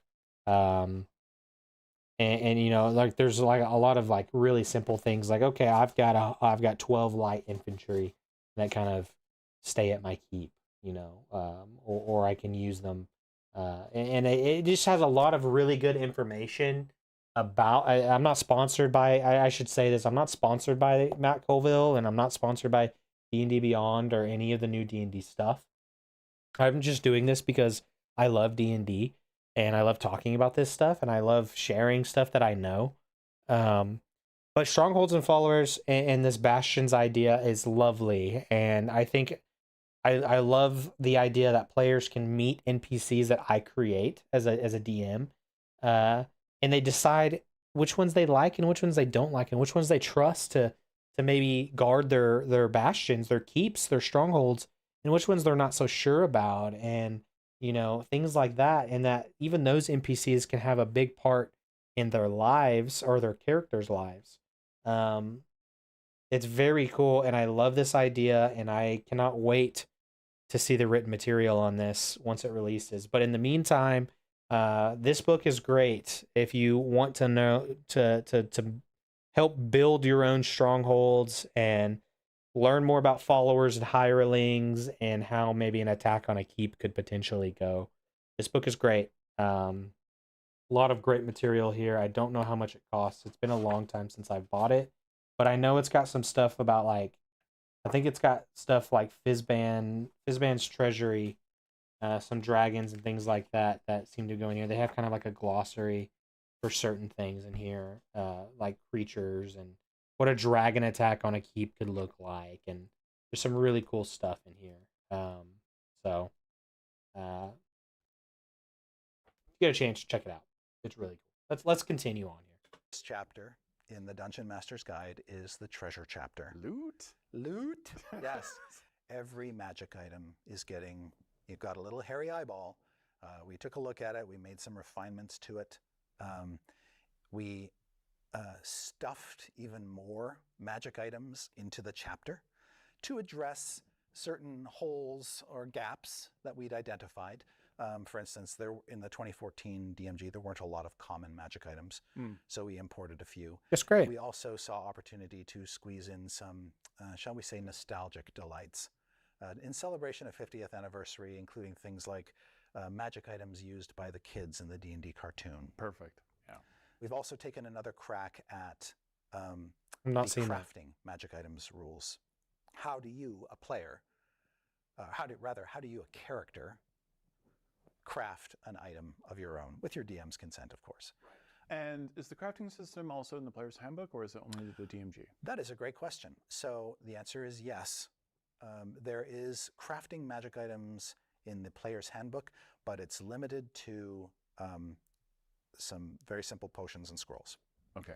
So you Okay. can create a low-level spell scroll, or you can create a potion of healing or some other low-level potion. The rules in the Dungeon Master's Guide are broader and encompass more variety. Perfect. We have a whole chapter on the cosmology of D&D, which talks about the worlds of D&D and the planes of existence that are out there waiting to be explored. We tried to make them more beautiful this time around. We tried to give you even more useful information as a dungeon master about some of these places. And Yeah, some of those places in the current DMG is pretty bland. Like the planes of existence, it's like, there's like a fire plane, and it's just fire, and it's hot, and that's where fire comes from, and like that's pretty much all the DMG tells you. And I could be wrong, but it's just like some of these planes are just like, yeah, this is there, but it's almost as if we don't know what's there. We just know it's there, and there's bad things there, but there could be good things. But there's a lot of fire things on the fire area, and there's water things in the water area.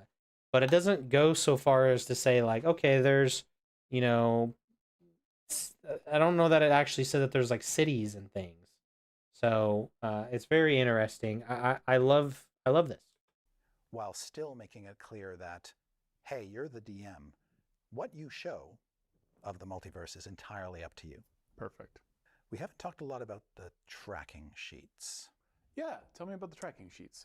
So one of the fun new features that's sprinkled through the 2024 Dungeon Master's Guide, like candy, are these delightfully charming tracking sheets that not only do we put in the books as kind of like a show and tell to show you what we mean, but also we're going to make them downloadable off of our website so that you can just print them out and put them in whatever you use for your campaign journal.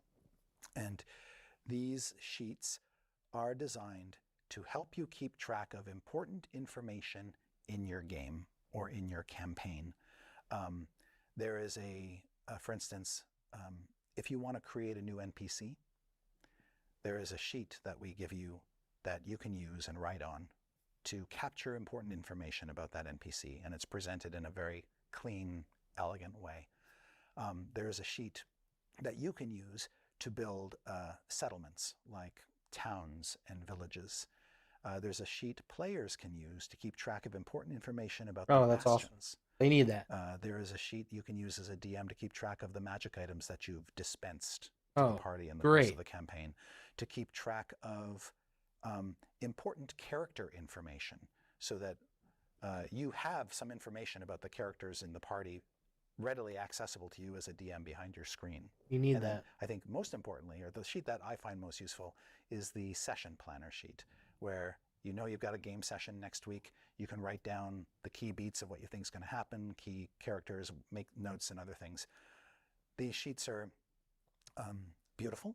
I think they're compelling. I think a lot of DMs will want to use them or want to create versions of them.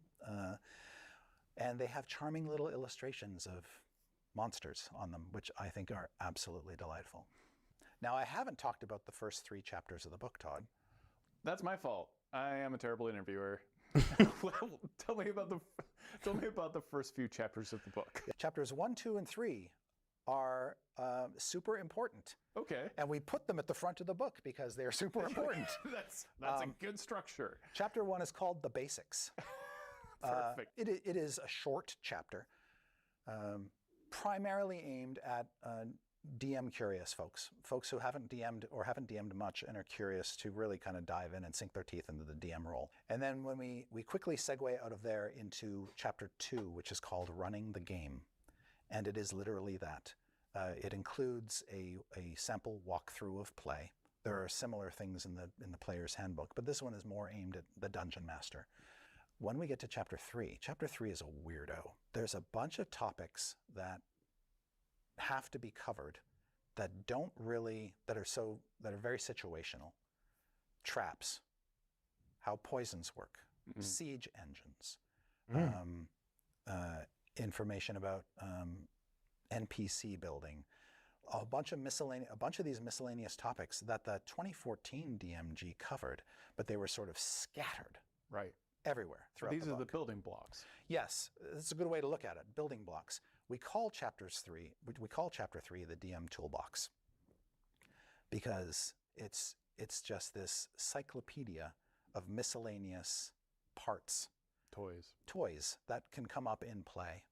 And we organized it alphabetically by topic. So it is this alphabetically topical listing of different things. You need more information about curses and how curses work. There's a section on curses. You need more information about hazards like green slime, yellow mold, brown mold, fireball fungus. No. Yes. That's all in the hazards section. Everything feels like a new, fresh experience, and like you said, a better experience for existing players who have been playing D&D. But this also feels like the best time to learn D&D now. It is taking the wonderful bits of the 2014 Dungeon Master's Guide and resorting them and blending them in a way with new stuff that does, in fact, turn it into a new book. Now, we've talked a lot about the new Player's Handbook, and you and I have talked a lot about the new Dungeon Master's Guide, maybe more than we should have, but we also have the new Monster Manual. Tell me a little bit about that. How has this been revamped? So this is the largest monster manual the game has ever had. Over 500 monsters in it. And that includes not only many of the classic foes that people expect to face in D&D, but also many creatures that could serve as allies. We have rebuilt every monster that was in the 2014 Monster Manual, striving to make it as fun as it can be, make sure it's as scary as it should be for its challenge rating. But then we've also added a bunch of new monsters. There are over 75 new monsters in this book.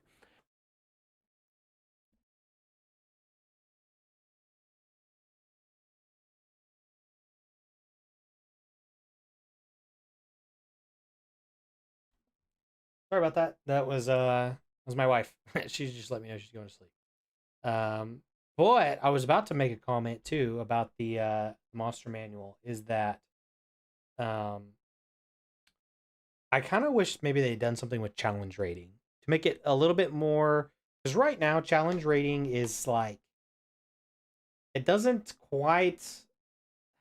It doesn't always translate well when depending on your group, and they've tried to kind of make it translate, but challenge rating is just confusing, and it doesn't really always translate well if I'm gonna have a level 20 character against 100 half rated challenge goblins or whatever they are, things like that like it's like okay, theoretically yes, I could win if you look at like pen and paper type stuff, but like it doesn't actually translate very well sometimes. I butchered that because I can't really quite think of what I'm trying to say. But I kind of wish maybe they simplified challenge rating. I don't know how they could do that, but I just kind of wish they did. So, and maybe they did, and I just haven't got to it yet. But that was something I was thinking about when he said challenge rating. I'm like, oh, they didn't change challenge rating. At least maybe they didn't. I'm not sure. And many of the new monsters fill in families of monsters that already existed. Great example. The game already, of course, had vampires in it and multiple types. Well, there are even more types now. You knew that would please you, Tom. Yes. And the additional vampire types are there because when we have looked at each of the major families of monsters, we've wanted to make sure that there were opportunities for groups to encounter that family of monster without getting murdered right away? Maybe sooner than they could before. Yeah. But also in some cases, we also wanted there to be higher CR versions of some of these families of monsters. Oh, so nice. there's a new low CR vampire, which is a vampire that is still partly mortal in the process of becoming a full vampire. But then on the other end, we have a new vampire that is more powerful than the sort of apex vampire that we had in the 2014 Monster Manual. We've also fleshed out many of the families of NPCs that existed in 2014.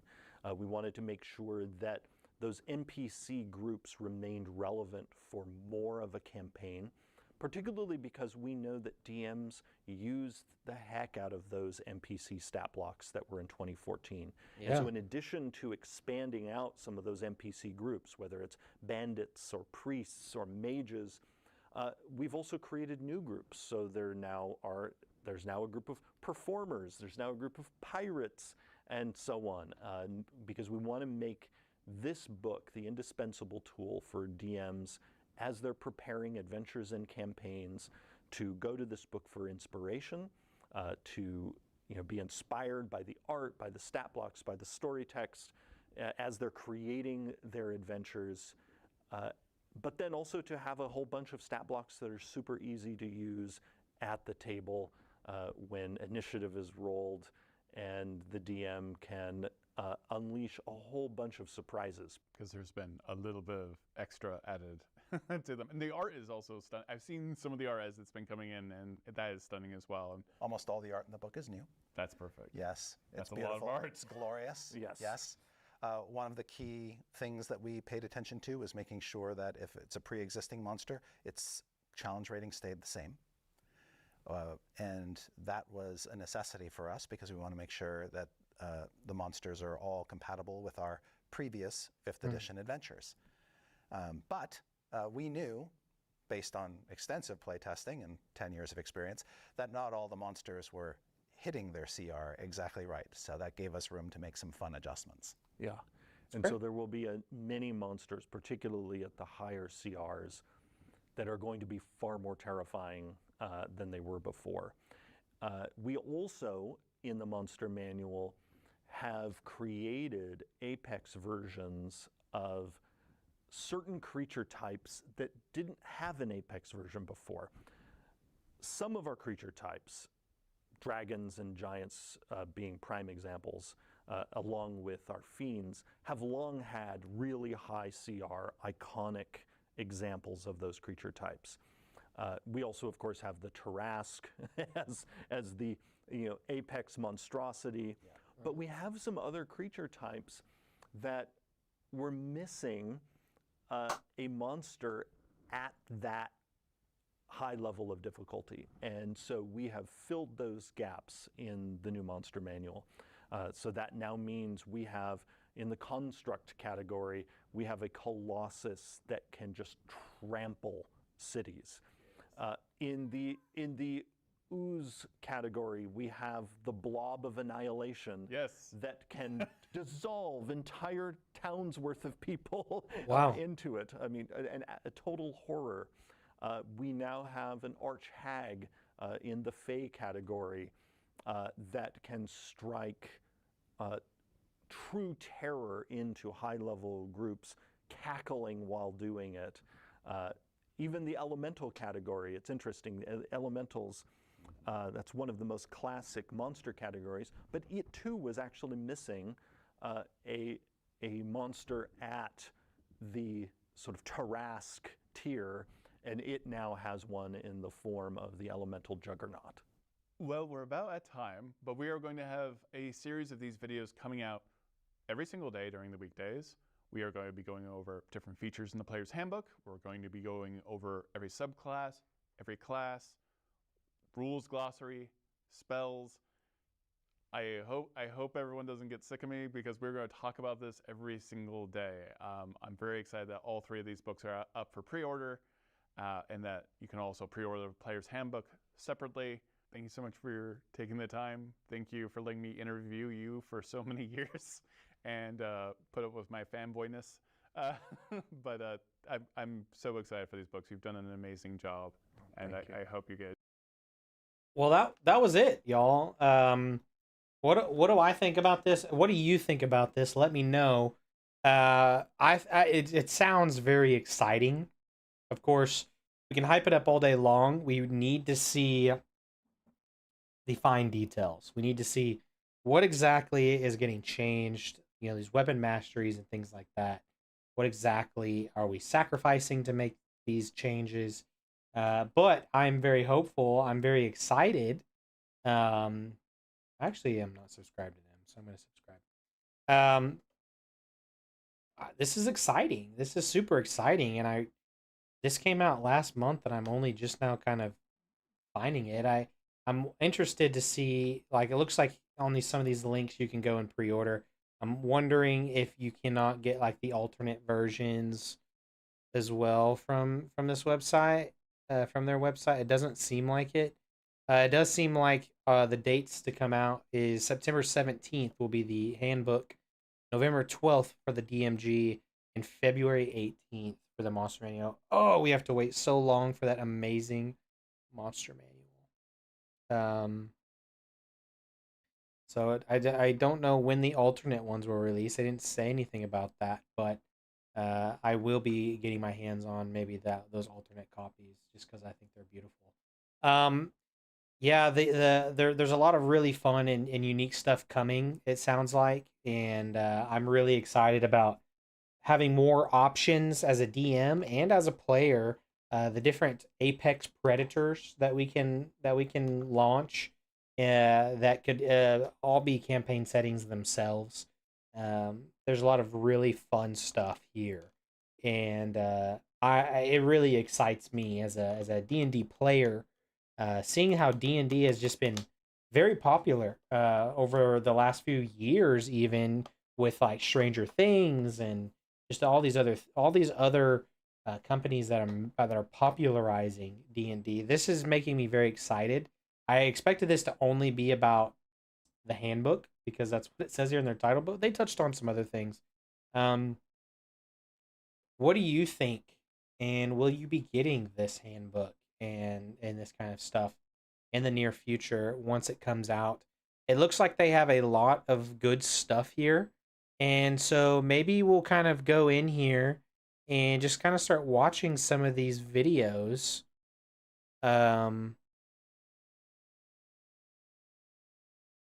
Maybe we'll start watching some of these videos and just kind of talking about this, like weapon mastery specifically, because that seems to be a big thing. Character origins, and then going into the actual classes themselves is probably going to be, well, really exciting because they're still making them. So even crafting, I think that would be huge. And some of these aren't very long, so we may do a multiple of them in a day or in a stream.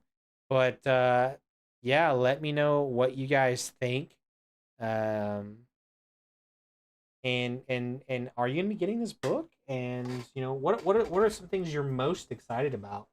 I'm really excited about the bastions and being able to allow players to build their own strongholds and things like that. So, you guys, I think that's gonna be it for this stream and this video. I appreciate you for sticking by and watching and hanging out, and make sure you like this video if you're watching on YouTube. And like I said, comment below your thoughts and maybe some ideas and things you're excited for, because I love reading those comments and I love seeing what you guys have to say about this stuff. So, again, thank you guys so very much.